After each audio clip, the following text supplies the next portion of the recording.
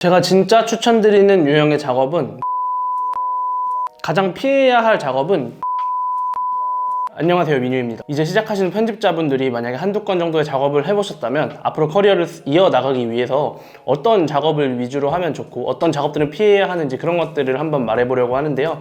페이는 오늘은 논외로 하고요. 유튜브에 여러 가지 장르들이 있잖아요. 이런 장르들을 위주로 해서 이런 작업은 좋고 이런 작업은 피했으면 좋겠다, 이런 것들에 대해서 말씀드릴 테니까 초보 편집자분들은 집중해서 들어주셨으면 좋겠습니다. 첫 번째로 게임 편집과 BJ분들의 방송 영상 편집에 대해서 말해볼게요. 이 두 종류의 작업을 하나로 묶은 이유는 거의 방식이 비슷합니다.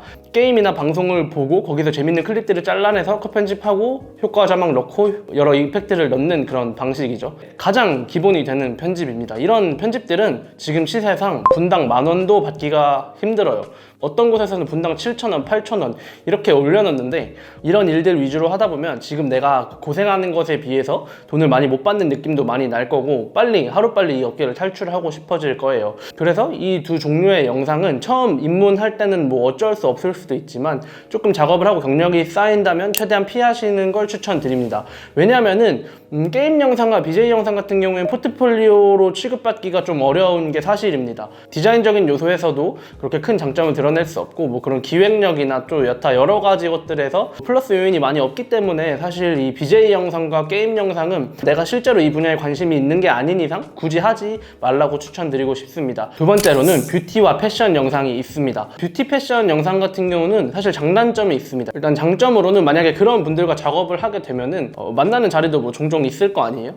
화장품을 받을 수도 있고 아니면 옷을 받을 수도 있고 실제로 편집자들이나 PD들한테 고생한다고 가끔씩 선물로 주기도 하더라고요. 일단 그런 장점도 있고 이런 작업을 하다 보면 디자인적인 요소에 되게 예민해집니다. 뷰티나 패션 영상은 당연히 힙하게 보여야 되고 엄청 트렌디하게 보여야겠죠. 그런 감성을 따라가기 위해서는 요즘 계속 바뀌는 트렌드에 대해서 민감해야 하고 그래서 이런 디자인적인 부분에 되게 약하다, 요즘 패션이 어떤 게 유행하는지 잘 모르고 메이크업에 대해서 그렇게 관심도 없다고 하시는 분들은 사실 추천드리지 않습니다. 일단 작업을 한다고 해도 해봤자 고생만 하실 거예요. 대체로 제가 경험해본 결과 뷰티나 패션 유튜버 분들은 일단 보는 눈에서 감각이 있으시기 때문에 되게 대체로 까다롭습니다. 그래서 이런 부분을 다 맞춰드리기 힘들다 하면은 아직까지 자신이 없으신 분들은 다른 작업들을 해보시면서 경험을 쌓고 나중에 도전해보시는 걸 추천합니다. 왜냐면은 이 뷰티나 패션에 실제로 관심이 있고 트렌드가 어떻게 돌아가는지 알아야 작업을 하기가 편한데, 이런 것들에 대해서 따라가기 힘드신 분들은 아마 작업을 같이 진행해도 빠꾸먹을 확률이 맞으니까 일단 다른 작업들부터 먼저 하시고 돌아오셨으면 좋겠습니다. 그래도 이분들이랑 작업을 하면 재밌기는 해요. 다른 인플루언서들을 만날 때도 되게 많고요. 요즘은 이런 게 유행하는구나, 그런 트렌드 캐치도 되게 빠르기도 하고요. 세 번째로 인터뷰 영상, 저는 제일 추천합니다.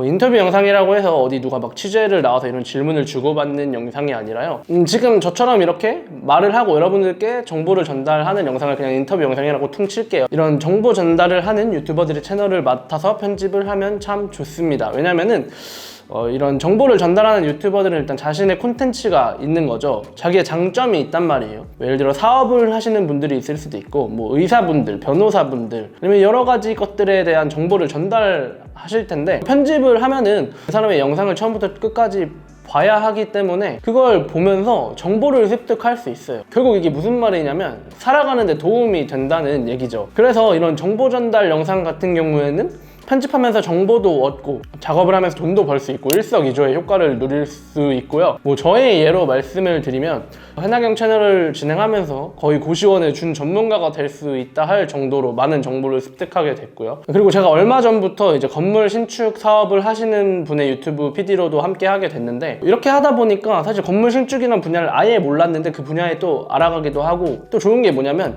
그 건물 신축하는 과정을 또 제가 가서 촬영으로 담고 거의 1년 반이라는 기간 동안에 그 프로세스를 다 옆에서 보고 배울 수가 있잖아요. 이거 진짜 인생에 도움이 진짜 많이 되는 그런 기회거든요. 그래서 이런 정보 전달하시는 분들, 그리고 사업하시는 분들, 이런 분들의 영상을 잡아서 편집하시는 걸 저는 정말 추천드리고, 대체로 이런 분들 중에는 거의 다 방송인이 아니기 때문에 촬영 시에 영상이 재미없는 경우가 많아요. 그래서 여러 가지 효과나 그런 연출로 좀 되게 돋보이게 만들어줘야 되고, 영상을 그래도 지루하지 않게 만들어주는 기획력이 필요합니다. 이미 경제적으로 탄탄하신 분들이기 때문에 페이에서 밀릴 확률도 없고, 이런 채널을 2개 정도만 맡아서 PD 일을 해도 한 400에서 500 정도의 한 달의 수익을 확보할 수 있는 거기 때문에 이런 유튜버들을 알짜배기로 찾아서 작업을 하는 게 뭐 웬만한 대형 유튜버랑 하는 것보다 저는 더 이득이라고 생각을 합니다. 영상 일주일에 2-3개 만드는 거 루틴만 잡아놓으면 그렇게 어렵지 않으니까 한번 도전해 보셨으면 좋겠습니다.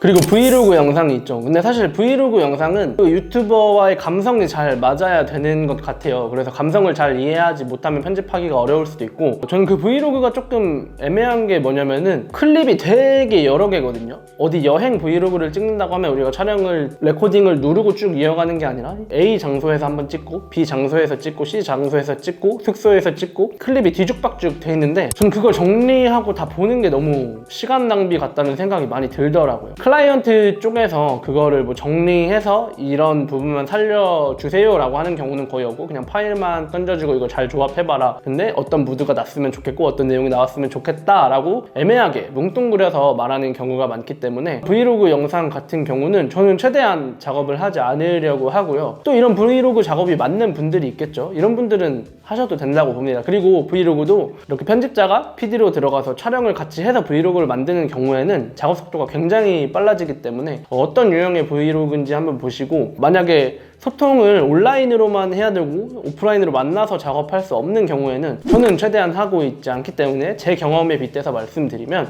브이로그는 그렇게 좋지 않은 작업이라고 생각을 합니다. 근데 사실 좋은 작업과 좋지 않은 작업의 기준은 페이로 결정되기 때문에 브이로그라고 하더라도 페이를 많이 준다면 저는 합니다. 5번째로 지식 채널이 있습니다. 제가 말하는 지식 채널이라고 하면 얼굴이 나오지 않고 스톡 푸티지를 사용해서 자막을 넣어서 만드는 영상들이죠. 이것도 작업 방식이 그렇게 어렵지는 않습니다.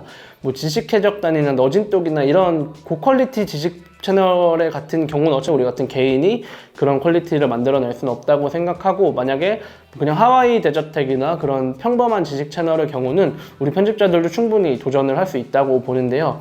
이 푸티지 찾는 작업이 생각보다 어렵다기보다는 귀찮습니다. 저는 일단 편집자로서 시간이 많이 들어가는 작업은 되게 비효율적인 작업이라고 보고 있고, 좋은 작업은 아니라고 생각하기 때문에 뭐 지식 채널에 경험을 쌓는다, 이런 작업을 해보면서 내가 앞으로 어떻게 해야 할지 방향성을 잡아보겠다라고 하는 경우에는 저는 추천을 드리지만, 처음에는 좀 재밌을 수도 있는데 이렇게 푸티지를 편집자한테 알아서 찾아서 넣어주세요 라고 요청하는 경우에는 저는 되게 별로인 작업이라고 생각을 합니다. 페이도 인터뷰 영상이랑 거의 비슷하게 받는 경우가 대부분이기 때문에 지식 채널을 진짜 좋아하시는 경우가 아니라면 저는 굳이 추천드리지 않습니다. 6번째로는 뭐 액티비티 채널이 있을 거예요. 운동을 하시는 분들이나 아니면 뭐 스포츠 하시는 분들, 그런 채널들을 하는 건 좀 좋은 것 같습니다. 뭐 제가 그런 채널들의 PD를 맡아본 적은 없지만 들리는 얘기에 의하면 운동하시는 분들의 PD분들도 옆에서 운동도 같이 배우고 하시면서 뭐 돈도 벌면서 몸까지 좋아진다고 하는 걸 들었어요. 만약에 운동을 내가 좋아하고 스포츠를 실제로 좋아한다면 그런 분들의 작업을 맡아서 하는 것도 저는 좋다고 생각을 합니다. 스포츠 하시는 분들은 대체로 모티베이션 영상을 많이 촬영을 하시더라고요. 뭐 헬스나 스포츠 채널을 하시려면 촬영에 대한 이해도와 경험이 있으셔야겠죠. 편집만으로는 좀 어려울 수도 있기 때문에 촬영까지 같이 해서 하시는 걸 저는 추천을 드리도록 하겠습니다. 대충 이 정도면 유튜브에 올라오는 종류의 그런 영상들에 대해서 다 말씀을 드린 것 같은데요. 제가 진짜 추천드리는 유형의 작업은 자금력이 탄탄한 분들의 채널을 맡아서 PD로 들어가는 정보 전달 영상, 그런 작업의 유형을 제일 추천드립니다. 일단 페이가 밀릴 일도 거의 없고, 나만 잘한다면 꾸준히 인연을 이어갈 수 있고, 그리고 성과가 있는 만큼, 내가 하는 만큼 페이를 더 올려주시고 저희에게 적절한 보상을 주시기 때문에 그런 분들과 작업하는 걸 가장 추천드리고요. 가장 피해야 할 작업은 게임 영상과 BJ분들 방송 영상이라고 할 수 있겠습니다. 포트폴리오에 크게 도움도 안 되고 그 게임과 방송을 처음부터 끝까지 보면서 편집점을 잡아내야 되고 실제로 내가 하는 만큼 받기도 어려운 그런 시장 구조이기 때문에 이런 작업들은 그래도 경력이 쌓인다면 최대한 멀리 해라 라고 말씀을 드리고 싶습니다. 오늘은 이렇게 우리가 하면 좋을 작업, 최대한 피해야 할 작업 이렇게 알아봤는데 사실 제 경험을 두고 말씀드리는 거기 때문에 뭐 100% 일반화할 수는 없지만 제가 그래도 종종 유튜브 업계에서 일하시는 분들을 만나서 말했을 때 제가 말한 거에서 크게 벗어나지 않고 다 공감대가 형성이 됐었거든요. 대부분의 분들이라면 뭐 공감을 하실 수 있을 것 같고 가장 좋은 건 그 분야에 관심이 있어야 돼요. 관심이 없으면 편집하면서도 재미도 없고 이거 내가 왜 해야 되는지도 모르겠고 작업 시간도 늘어지기 때문에 게임에 관심이 있으시면 게임 영상 편집해도 됩니다. 그리고 BJ분들 영상 보는 거 좋아하시면 방송 영상 편집하셔도 됩니다. 그러나 관심이 없는데 그냥 페이만을 위해서 작업하시는 거라면 그런 작업들을 토대로 해서 또 다른 작업으로 어떻게 나아갈 수 있을지 연구해 보시는 것도 좋을 것 같고요. 그리고 마지막으로 고정 고객이랑 외주로 일회성 작업을 여러 개 받아서 하는 것 중에 어떤 게 좋은지 더 말씀드리자면 저는 고정 고객을 잡아서 하는 게 훨씬 더 좋은 것 같습니다. 그 이유는 첫째로 안정된 수입이 있죠. 우리가 직장을 퇴사하기 힘든 이유도 월급이라는 달달한 유혹이 있기 때문에 선뜻 나오기가 힘들잖아요. 고정 고객이 있으면은 그래도 필요한 때에 정해진 때에 월급 형식으로 이렇게 페이를 받게 되기 때문에 그런 안정감에 있어서도 그렇고요. 고정 고객이랑 오래 일하다 보면 편집 속도도 훨씬 빨라집니다. 내가 그 사람과 감성도 맞아가고 이 클라이언트가 어떤 걸 좋아하고 어떤 걸 싫어하는지 파악이 금방 되기 때문에 수정사항도 많이 없게 되고 그리고 그 분야에 대해서 점점 더 알아가면 관심도 생기고 내가 공부할 수도 있고 파악이 되기 때문에 작업 속도 측면에 있어서도 고정 고객을 확보하시는 게 훨씬 더 좋다라고 말씀드립니다. 페이에 있어서도 오래 가다 보면은 대부분의 사람들이라면 고생한 걸 봐서 올려주기 마련이잖아요. 그래서 이렇게 고정 고객을 확보해서 내가 이 사람한테 정말 잘 해주고 좋은 사람이 되어주고 사업 파트너로 일을 열심히 하게 되면은 뭐 그런 여러 가지 측면에서 좋다고 보고 외주 작업이 나쁜 건 절대 아닙니다. 아니지만 사실 시간이 고정 클라이언트와 작업하는 것보다 훨씬 오래 걸려요. 왜냐면 품도 맞춰야 되고 뭐 디자인적인 부분도 맞춰야 되고 이 클라이언트의 성향도 파악해야 하고 수정이 꽤 많이 왔다 갔다 하거든요. 그래서 이런 부분 때문에 당연히 뭐 여러분들도 그렇게 생각하시겠지만 일회성 외주 작업을 많이 하는 것보다 고정 클라이언트를 잡아서 같이 함께 채널을 성장시켜 가는 게 유튜브에서는 PD로서 훨씬 더 좋은 포트폴리오가 될 수 있다고 생각합니다.